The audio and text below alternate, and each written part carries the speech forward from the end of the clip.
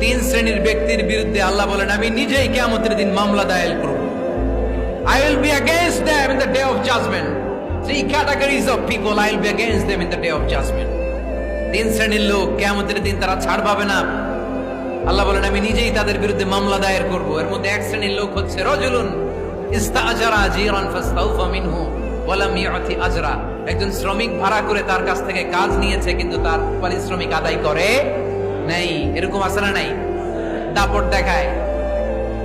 দেখায় ইউনিভার্সিটির ক্যান্টিন গুলোতে, ইউনিভার্সিটির ক্যান্টিনে যে খায় মাগার বিল দেয় না, এরকম টাকায় দাসরা নাই।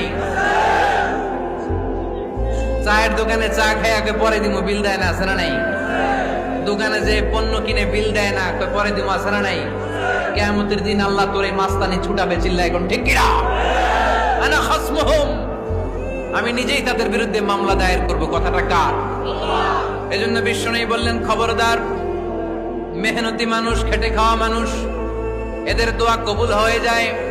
আতুল আজিরা আজরাহু ক্বাবলা আন ইয়াজিফা আরাকুহু। খবরদার, বিশ্বনবী বললেন শ্রমিকের ঘাম শুকিয়ে যাওয়ার আগে তাদের পারিশ্রমিক মিটিয়ে দাও।